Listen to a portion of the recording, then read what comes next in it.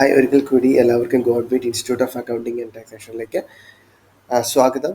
ഇന്ന് നമ്മൾ ഡിസ്കസ് ചെയ്യാൻ പോകുന്നത് എക്സലിലെ ഒരു പവർഫുൾ ടൂളായ പിവോട്ടിനെ കുറിച്ചാണ് നമ്മളിന്ന് ഡിസ്കസ് ചെയ്യുന്നത്. വളരെ ഷോർട്ടായിട്ട് ഞാൻ ഇതിൻ്റെ ഡീറ്റെയിൽസ് കാര്യങ്ങൾ പറഞ്ഞു തരാം.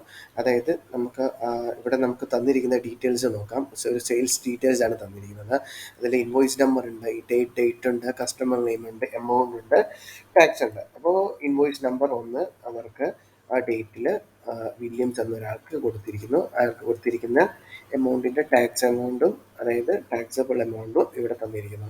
സപ്പോസ് എൻ്റെ മാനേജർ എന്നോട് ചോദിക്കുകയാണ്, എൻ്റെ കസ്റ്റമർ, അതായത് ഇപ്പം എയർ ഗൈഡ് പൊന്നാനി എന്ന് പറഞ്ഞൊരു കസ്റ്റമർക്ക് എത്രത്തോളം സെയിൽ പോയിട്ടുണ്ട്, അല്ലെങ്കിൽ ഓരോ കസ്റ്റമർ വൈസ് സെയിൽസ് റിപ്പോർട്ട് എന്നോട് തരാൻ പറയുകയാണ്. അപ്പോൾ ഞാൻ എന്ത് ചെയ്യും? നോർമൽ കേസിൽ പിവോട്ട് അറിയാത്തൊരു വ്യക്തിയാണെങ്കിൽ പുള്ളി എന്ത് ചെയ്യും? ഈ ഫിൽട്ടർ ഓൺ ചെയ്യും. ഫിൽട്ടർ ഓൺ ചെയ്തതിന് ശേഷം പുള്ളി ചെയ്യാൻ പോകുന്ന കാര്യം എന്ന് വെച്ചിട്ടുണ്ടെങ്കിൽ ഇവിടെ വന്നിട്ട് എയർ ഗൈഡ് പൊന്നാനി എന്ന് ടൈപ്പ് ചെയ്ത് എന്ത് ചെയ്യും? പുള്ളി അത് ഫിൽട്ടർ ചെയ്തെടുക്കും. എന്നിട്ട് എന്ത് ചെയ്യും? പുള്ളി ഇത് ടോട്ടൽ ചെയ്ത് നോക്കും. ടോട്ടൽ ചെയ്ത് നോക്കുമ്പോൾ ഇവിടെ കാണാം സം ചെയ്യുന്നത് 149.16.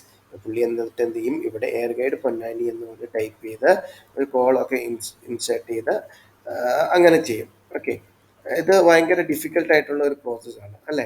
അപ്പോൾ അങ്ങനെ ചെയ്യുന്നതിന് പകരം അത്തരം സന്ദർഭങ്ങളിൽ നമ്മളെ ഹെൽപ്പ് ചെയ്യാൻ വേണ്ടിയിട്ട് MS എക്സലിലുള്ള ഒരു അഡ്വാൻസ്ഡ് ടൂളാണ് പിവോട്ട് എന്ന് പറയുന്ന ഒരു ടൂൾ. ഓക്കെ, അപ്പം അത് എങ്ങനെ വേണമെങ്കിലും നിങ്ങൾക്ക് പ്രൊണൗൺസ് ചെയ്യാം.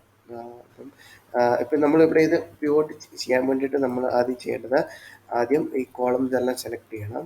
അതായത് ഡാറ്റ കംപ്ലീറ്റ് സെലക്ട് ചെയ്യണം. അതിനുശേഷം ഇൻസേർട്ടിൽ പോവുക. അതിനുശേഷം പിവോട്ട് ടേബിൾ സെലക്ട് ചെയ്യുക.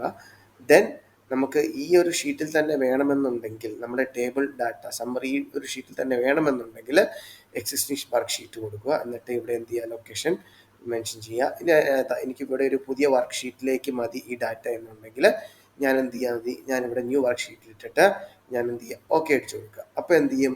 എനിക്കിവിടെ ഒരു പിവോട്ട് ടേബിൾ എൻ്റെ പിവോട്ട് ടേബിളായിട്ട് വരും. ഓക്കെ, ഇവിടെ എനിക്ക് വേണ്ടത് എന്താണ്? എനിക്ക് കസ്റ്റമർ വൈസ് സെയിൽസ് ഡീറ്റെയിൽസ് ആണ് വേണ്ടത്.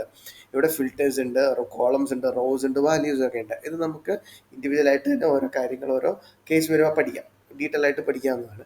ഇവിടെ നമുക്ക് നമ്മുടെ മാനേജർ പറഞ്ഞത് നമ്മൾ കസ്റ്റമർ വൈസ് സെയിൽസ് ഡീറ്റെയിൽസ് ആണ് വേണമെന്ന് പറഞ്ഞത്. അപ്പോൾ ഞാൻ എന്ത് ചെയ്തു? എൻ്റെ കസ്റ്റമറിൻ്റെ നെയിം, അതായത് കസ്റ്റമറിൻ്റെ പേര് ഇൻക്ലൂഡ് ചെയ്യുന്ന ഭാഗം, അതായത് കോളം ഹെഡ് ഞാൻ എന്ത് ചെയ്തു? എൻ്റെ റോ സൈഡിലേക്ക് ഞാൻ ഇങ്ങോട്ട് പേസ്റ്റ് ചെയ്യുന്നു. അതിനുശേഷം ഞാൻ എന്ത് ചെയ്തു? എൻ്റെ എമൗണ്ട് അത് ഞാൻ എൻ്റെ വാല്യൂസ് എന്ന് പറയുന്ന പോർഷനിലേക്ക് ഞാൻ എന്ത് ചെയ്തു? ഡ്രാഗ് ചെയ്തിടുന്നു. അതിനുശേഷം ടാക്സിൻ്റെ പോർഷൻ ഡ്രാഗ് ചെയ്തെടുന്നു.